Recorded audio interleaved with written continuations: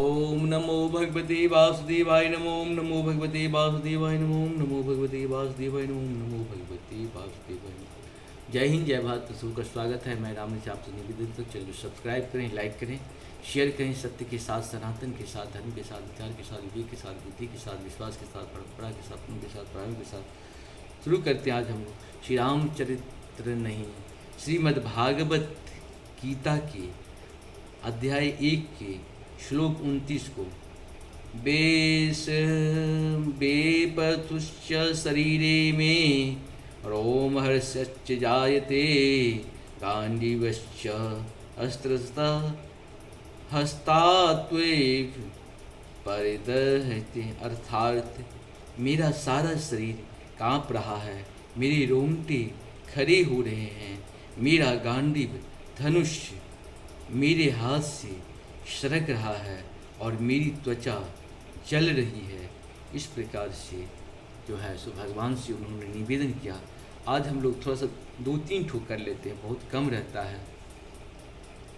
No च शुक्रचो अवस्थास्तु भ्रमेत मे मनु निमितानि च पश्यामि विपरीतानि केशवः।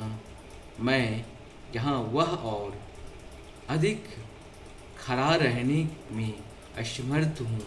मैं अपने को भूल रहा हूँ और मेरा सिर चकरा रहा है। हे कृष्ण, मुझे तो केवल अमंगल के कारण दिख रहे हैं। न च श्रेष्ठनु पश्यामि हत्वा स्वजन माहवे न कांगे विजय कृष्ण न च राज्य सुखानि च।